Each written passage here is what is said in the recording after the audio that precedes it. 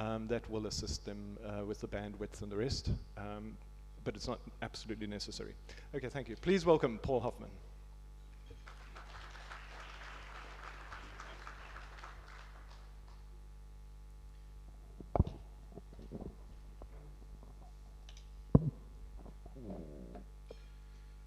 Good afternoon, everybody. Thank you very much for coming. It's always a pleasure to be at the Press Club. Breaks up the week nicely. We can all say that the weekend begins tomorrow because we've been here today. It's also good to see so many familiar faces and some new ones. All the people who are reducing the average age in the room, seated to my left, are actually the elves of cyberspace and communications who work for Accountability Now and have guided me through the preparation for this. I remember the late Nigel Murphy asking me how many people were working when we started out to flood the press with the torrent of letters and articles that I write, and he wouldn't believe me when I told him that I was doing it on my own. But fortunately, that's not the case anymore. I'm ably assisted by many people, and in particular by the Konrad Adenauer Stiftung, which not only is looking after the lunch and the slides and the campaign to promote the Chapter 9 Integrity Commission, but also to make sure that I do not drift too far from the straight and narrow, that I keep myself within the confines of the rule of law and constitutionalism, and that explains why Chris, as such a young man, is losing so much hair so prematurely. I think it's fair because this is a hybrid event. In fact, it's the first hybrid event that I've ever done. It's the second time I've been asked to speak at the Press Club, which is a great honor. I think Jacob Zuma spoke twice, once in this room and once at the Table Bay Hotel. And at the Table Bay Hotel, he got grilled by Angela Quintal. And in this room, he stood somewhere over here and jingled a large bunch of keys in his pocket throughout the talk. I managed to get a question in both times. The first time, he insisted that the ANC is more important than the Constitution. And when I asked the same question the second time, he gave the opposite answer because somebody had obviously spoken to him between his first Press Club appearance and his second one.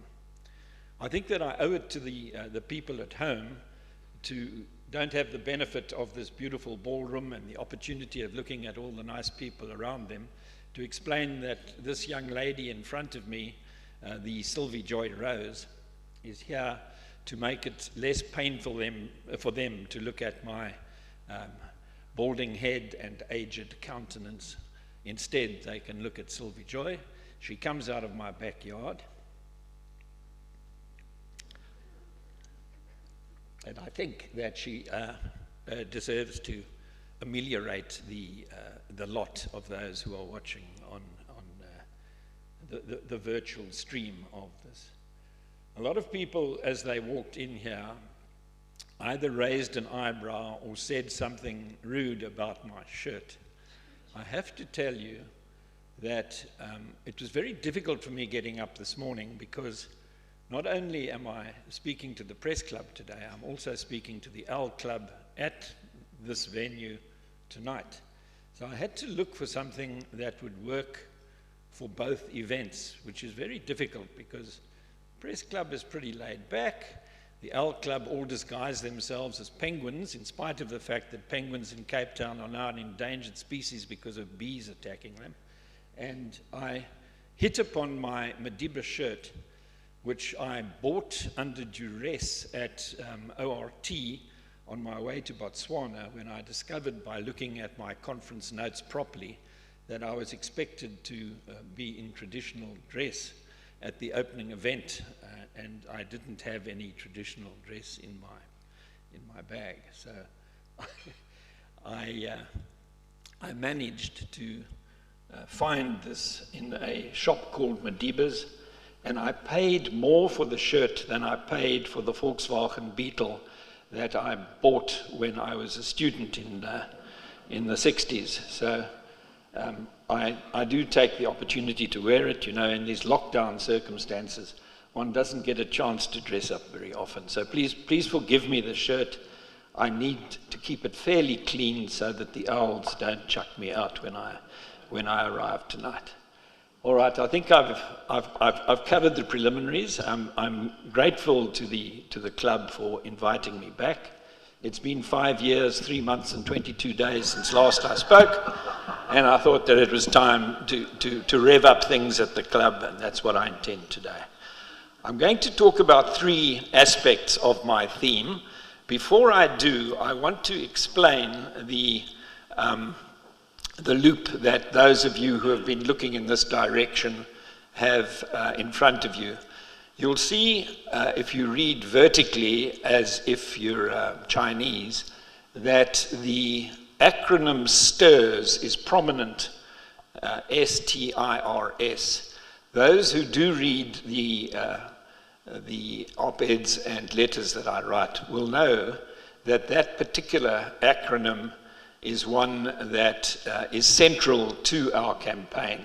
We didn't make it up ourselves. It is derived from a binding judgment of the Constitutional Court, which was handed down on St. Patrick's Day, in fact, in 2011. And the majority of the judges in that Glenister case, it was the second of his visits to our highest court, said that if you want to have effective and efficient anti-corruption machinery of state in South Africa, it needs to be STIRS compliant. Specialized staff who are up to the task forensically, accounting-wise, legal-wise, investigation-wise, all aspects of getting on with the job.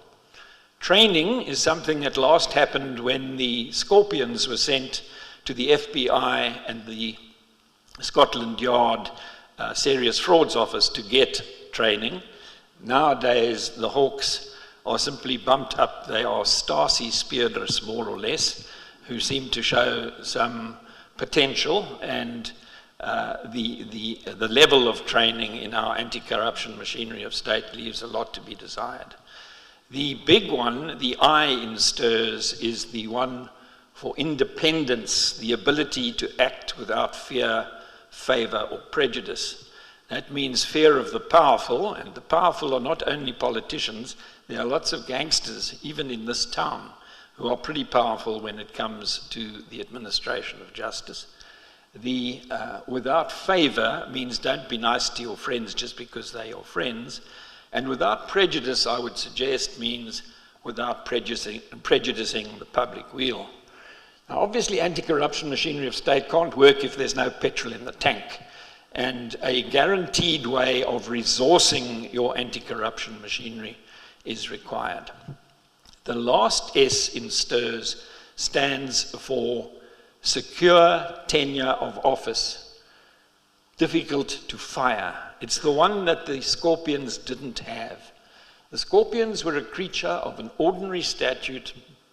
Bare 50% plus 1 votes created them and also destroyed them.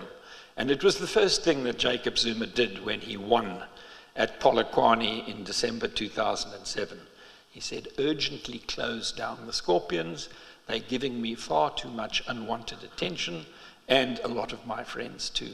And the Scorpions were closed because of that. They wouldn't have been closed if they had been a Chapter 9 institution, because Jacob Zuma at no stage, when he has been president, has commanded a 2/3 majority, which is what you would need in order to close down a Chapter 9 institution.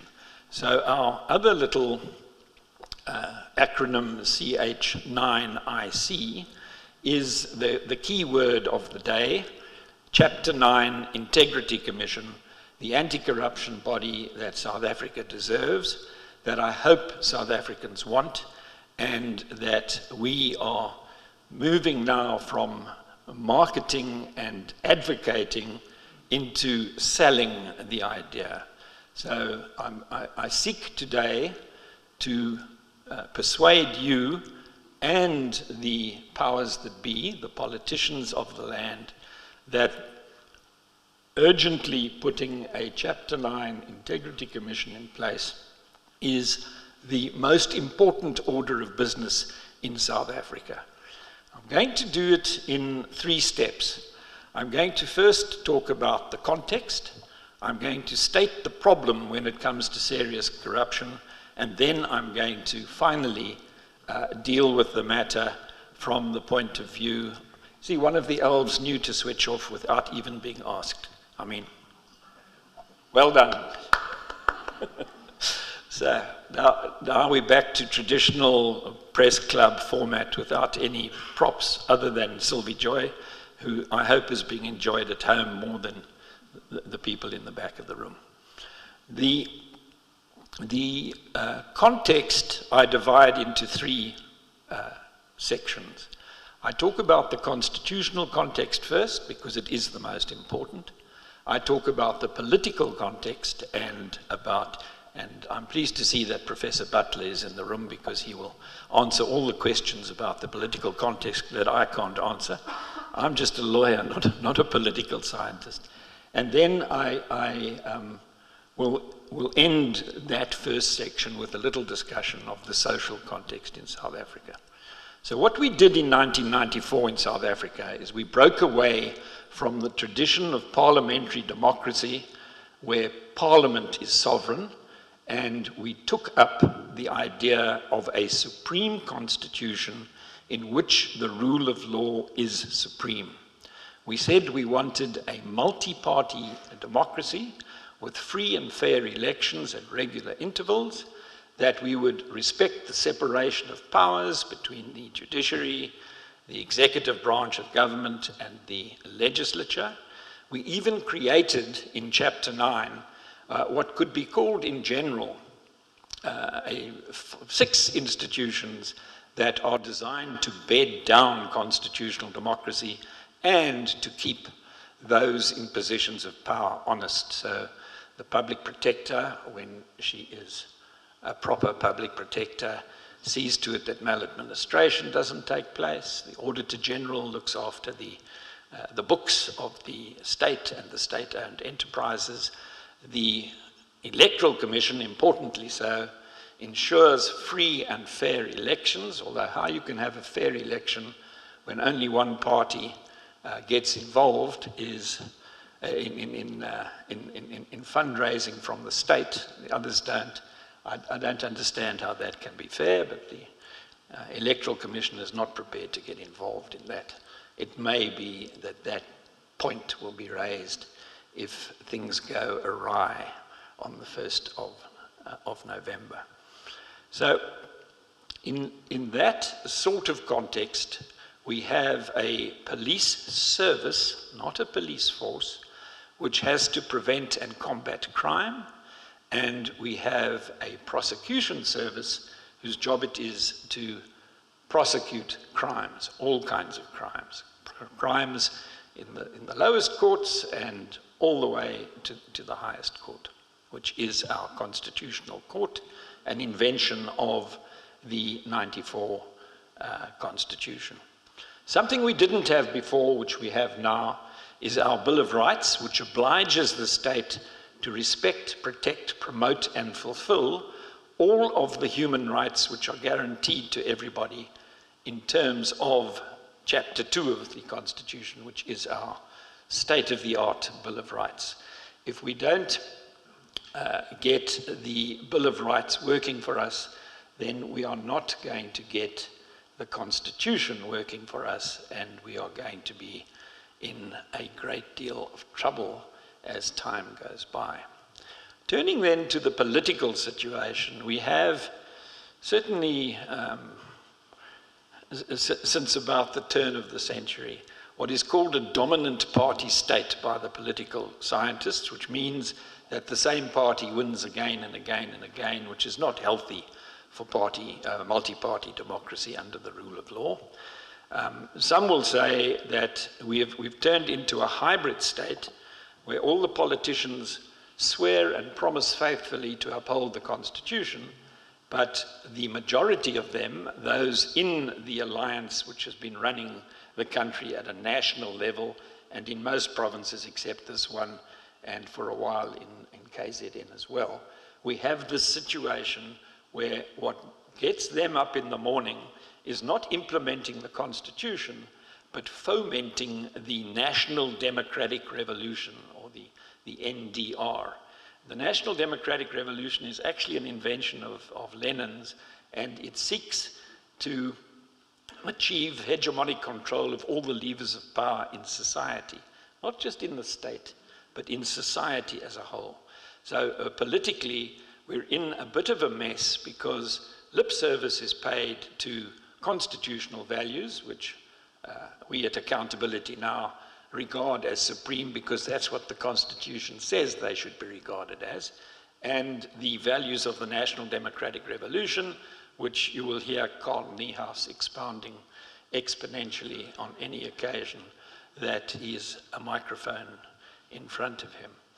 Now, if you put that constitutional and political context into its social context in South Africa, with the levels of grand corruption that we have been made to tolerate, then I fear that what you have is a society which is more unequal than it was when we set out to promote the achievement of equality, which has more poverty in it. 51% of the children in this country are undernourished. And that at a time when 30% of the food that we produce is put in edible condition into landfill sites. That has to be wrong. We have complained to the Human Rights Commission about it, and we do hope that there will be fewer hungry children quite soon. We also have the social problem of joblessness. According to Anne Bernstein, there are now 9 million people under the age of 35 who are NEETs. I love these acronyms, and that's a new one for me. N-E-E-T. I see a lot of blank faces and nobody nodding and saying, I know what N-E-E-T stands for. Not employed in education or in training. In other words, sitting by the side of the road and hoping for a better day, not getting anywhere fast. 9 million in a country of maybe 60 million. We also have the problem of a lot of people losing their jobs because of the pandemic.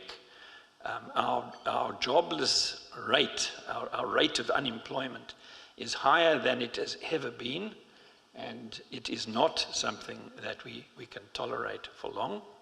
Our economy is in the doldrums. Our business confidence is lower than it ever has been. Our currency is now regarded as junk, and our financial instruments along with it. And there we sit in the midst of all of this with a problem which is, in our submission, one that is exacerbated, if not caused, by the high levels of corruption in the country. And I think what I need to do, because it's looking far too heavy, is just take a pause now that I'm in my anecdotage and Sylvie Joy is keeping an eye on me, and just tell you a story out of Africa, an anecdote that people in their anecdotage are allowed to tell. This anecdote relates to a country somewhere in Africa that perceived the need for a massive capital expenditure project involving the importation and construction of very fancy and very expensive equipment that found itself with a situation where the head of the state-owned enterprise that was getting this all. If you know where I'm going, please don't shout out the answer. Instant gratification is for children, so we're all adults here. Some of you don't know where I'm going yet. And lo and behold, the head of the utility that needed to spend all these billions also happened to be the head of the ruling party's fundraising department. And before you could blink and wipe your eyes out, the political party and a big multinational based in München, got together for 1 million rand, 25% of the company to do the bidding was put together, and the 25% being transferred to an entity controlled by the political party. And the net result of all of this was that for South Africans, every time they switched on a light in South Africa, they were making a contribution to the funds of the ANC. The ANC eventually realized that this is actually not on, so it sold its shareholding, having enjoyed a dividend stream for quite a while, and it made, according to Professor William Gumede, whom I believe, a 5,000% profit on its investment, and yet today it has no money to pay its staff. It is unable to pay the tax deductions on their salaries, unable to pay unemployment insurance funds or even provident funds for its staff. So one wonders if that is how you are running the affairs of your own party, how you are running the affairs of the state. That really is the problem. Namely, that during the last years of the Zuma administration, what we call the wasted 9 years, about 1.5 trillion rand went west. That is a big problem, and it needs to be addressed by raking back the loot, which is not as difficult as it sounds, because modern banking makes it possible, with the use of forensic accounting, to get to where the money has eventually been spent or been hidden. And then you get it back. And 9 times out of 10, the gangster, the looter, the kleptocrat, the fellow traveler, the crony capitalist, puts up his hands and says, oh damn, they got me on that one, moves on to the next country where it's easier to steal money from the public. And how are we going to stop this? That is the question. That is the problem, and that is the question that needs to be asked. Well, various people have tried to give answers to it. To my great surprise, 13 months ago, the National Executive Committee of the ANC said, look here, we need to have a single, specialized, independent unit. They basically ticked most of the boxes for the STIRS criteria, and they instructed Cabinet urgently to put such a specialized entity in place. Well, I don't need to tell you that nothing's happened, because if something had happened, I wouldn't have had a free lunch today, and we wouldn't all be in this room together. So the NEC does not seem to remember that it passed this resolution, and all attempts to rile somebody in the ANC and its fellow travelers to say or do something about it come to nothing. The DA in July announced that it wishes to create a Chapter 9 anti-corruption body, but it doesn't wish to meddle with the mandate of the National Prosecuting Authority. the fact that Glynis Breitenbach comes from the National Prosecuting Authority and perhaps feels some loyalty to the National Prosecuting Authority may have something to do with that. She does raise valid problems about splitting up prosecutions between those who do serious corruption and those who don't, because you'll be competing for court time. And the way that we've sought to address her problem is to say, this body will deal with cases in which 5 million rand or more is involved. So they will all be high court cases. There won't be the sort of manipulation of court rolls that occurs in the lower courts. And in the larger divisions of the High Court, it will be possible to have a division devoted to the work of the Chapter 9 Integrity Commission. If not every term, then in those terms when there are sufficient cases under investigation to justify that sort of approach. We've said that the National Prosecuting Authority ought to be liberated from the final responsibility which the Minister of Justice has over it, and that you can do with a very simple constitutional amendment and by creating an accounting officer who is not an official in the Department of Justice, so that the National Prosecuting Authority gets onto the same footing as the Chapter 9 institutions, and this new Chapter 9 institution will be one that is also only obliged to report to Parliament and is free of the control of the executive branch of government, does not answer to a cabinet minister like the police have to answer to Becky Shelley, for example.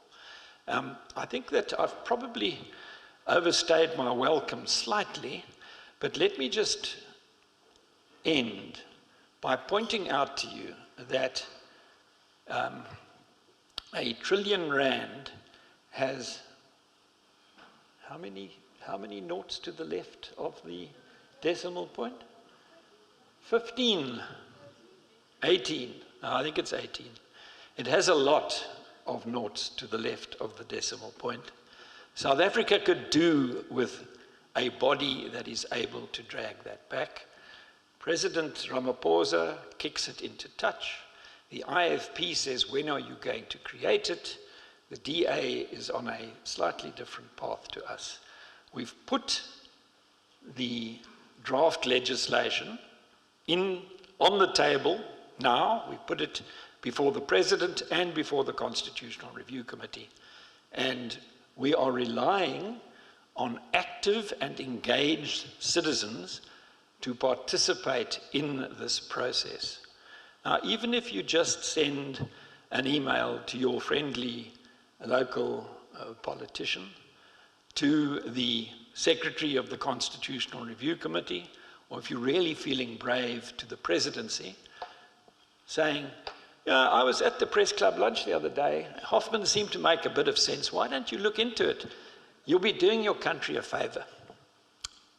I think that's enough for now. Thank you, and we're going to take questions. It's 12 noughts, by the way.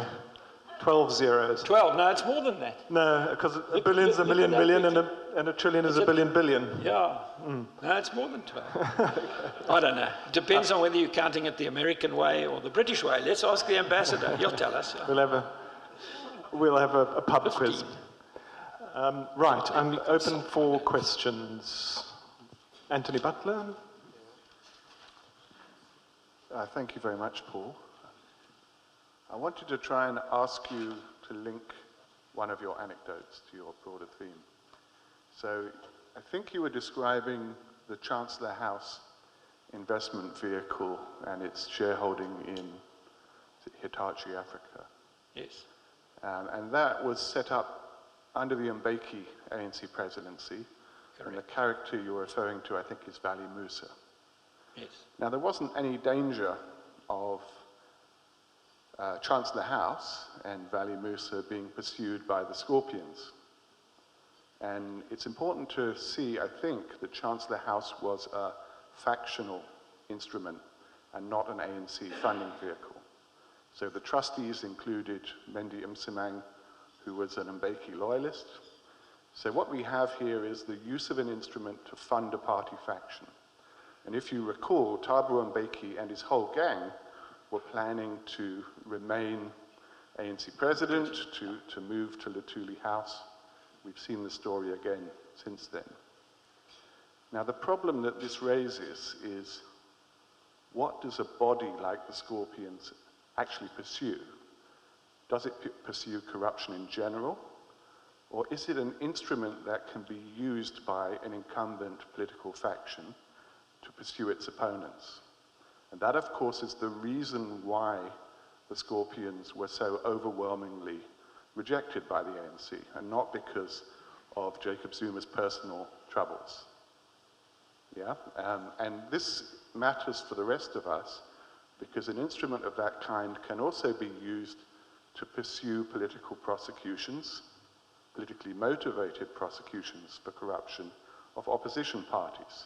We just don't have any opposition parties so far that are significant enough to be pursued in that way. So what I'm hoping to get from you now is an acronym, because your acronyms are very good. And this is an acronym of what the qualities are that such an authority needs to avoid being perceived as a politically motivated, a generator of politically motivated corruption investigations and prosecutions. And of course, the reality of a vehicle that isn't used in that way is also important. Yeah. I must agree with you, Prof, that the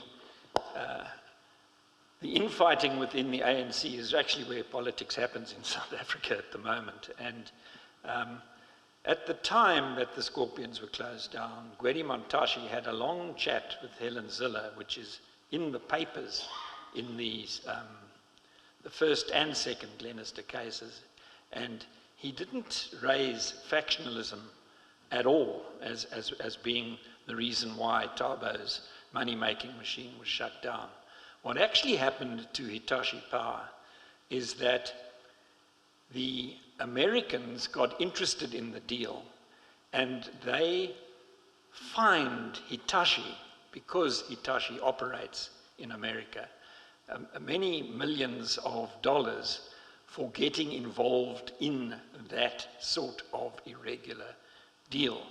But the ANC, whether it's the Thabo Mbeki faction or any other faction, has sailed through with complete impunity, because,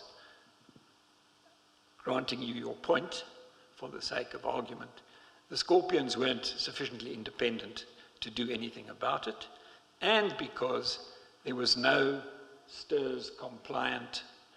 The I in STIRS is independence, and the independence is the ability to act without fear, favour or prejudice, which means that you don't favour the faction that happens to be in or the faction that happens to be out. You behave independently, and it requires a higher standard of the Chapter 9 Integrity Commission than what we have seen both in the Scorpions, who were so vulnerable because they had no, they couldn't possibly go after the big shots because they would lose their jobs, and they knew it. What you have to have is sufficient independence to be able to avoid the downside of factionalism in the ANC. So it's the I in STIRS that's the acronym I give you back. Okay. I might just take advantage of my position here and just ask you as well, what are the chances of you being successful with this? And if you can introduce the bill, how will that process go? And if not, what is your strategy? How are you going to set this in motion? I think we have to give the politicians at least to the end of this year to wake up and smell the rose. And if they don't, we are going to have to revert to the litigation strategy. We have some talent in the room that have spent many hours drafting papers that suggest that the way in which our anti-corruption machinery operates in South Africa is unconstitutional, because the STIRS criteria are not being complied with. And that will bring the matter to a head again if it is kicked down the road. The strategy of Ramaphosa is to kick this down the road and allow it to be an issue in the next general election, when he will start talking like we're talking, at least, in order to pump up his anti-corruption credentials. Tyrone Seale in the Politics Web this morning had a lot to say about the Afrobarometer figures that show that everybody is aware that corruption is just as rife now as it was before. And if it's allowed to wait that long until 2024, there may be nothing left to save. We may have been stolen blind by then. So we regard this as an urgent matter. We hope to persuade the DA to see it the way we see it. We think that the IFP does already see it the way we see it, and the smaller parties really don't make that much difference, but are likely to be sympathetic simply because what we say makes sense. So if the ANC consistently sort of kicks the can down the road, talks the talk without walking the walk, then the strategy next year, and we're all going to have to pass the hat around and find money to do it, but the strategy next year will be, okay, we spoke nicely to you, you won't listen. We're taking you to the Constitutional Court, to those dictators in Braamfontein. Watch what they dictate to you now. Right, thank you. Other questions? Any other questions? There's a hand at the back there. There's a hand at the back, right? I've got a problem with my eye at the moment, so you have to really wave. Ask him to identify himself. Thanks, Paul. Jonathan Hobday. Paul, can you tell us what your expectations are of the Zondo Commission? Yes, I've written about it fairly frequently. If the Zondo Commission does its work properly, it will tell the ANC to stop cadre deployment in the public administration and the state-owned enterprises. That is the mechanism that gave rise to state capture, and cadre deployment has already been found by the courts to be illegal. So Judge Zondo knows that, and he will draw it, if he does his job properly, he will draw it to the attention of the powers that be and make recommendations for the phasing out of cadre deployment. He will also, if I'm lucky, say it's time for a Chapter 9 integrity commission, such as those lunatics at Accountability Now have been asking for so many years. And he may say that accountability in South Africa has been undermined by the loyalty of parliamentarians to a party rather than to the people who elect them, and that it is time to dust off the Van Zyl-Slabbert Commission report and to create an electoral system such as they have in Germany, where constitutional democracy does seem to work somewhat better than it works here. Those, I think, are the take-homes that I would like to see coming out of. He's going to say a lot of people need to be prosecuted, and some other people maybe not so bad, but that will be delving into facts. The big issues: cadre deployment, anti-corruption machinery of state, and what to do about an electoral system in which accountability is the ugly sister or the forgotten cousin. Questions over here? Chris. Yeah. Cheers, thanks. Hi, Council. So obviously, I've had some sight of the papers that you are considering launching should the ANC not sort of rise to the occasion. But I was just wondering what you think, if any, sort of status the record and the evidence amassed from the Zondo Commission might have in terms of its utility in that litigation, and given that previously everything that was tried to be tendered in the papers was sort of disregarded as vexatious political posturing. I can't remember the exact term, but yeah, do you have any hope for there being a stronger foothold? If you could perhaps comment on the status of the evidence. Thank you. I think the answer to your question, sorry, that was quite a technical question. Let's not keep it between us two, because Chris is an attorney who's been working on the nuts and bolts of going the litigation route. The last time we went the litigation route, the case ended in the Constitutional Court in November 2014. The court agreed with us that the revisions of the Hawks legislation weren't up to scratch and tinkered with them, but they would not accept the argument that Jacob Zuma is a crook, that his cabinet is a criminal organization, and that the police are corrupt beyond speech. That is the short version of expert evidence that was placed before the court. The court said, this is odious political posturing. That was the word you were looking for, Chris. Odious political posturing, and we won't have regard to it. I think the court must be a little bit ashamed of saying that, because it's quite clear that it wasn't odious political posturing. What has come out in the Zondo investigation is an indication that we were but the canaries in the coal mine when we deposed to affidavits in 2012. And here we are in 2021, and it will be 2022 by the time we get there. A lot will depend on who becomes the next Chief Justice. A lot of vacancies. I think there will only be 6 out of 11 judges in the Constitutional Court. So there will be a whole new swarm of judges. I don't know, what is the collective for judges? Owl, huh? There must be a collective noun for judges. We have a judge in the House, but he's more interested in his pudding.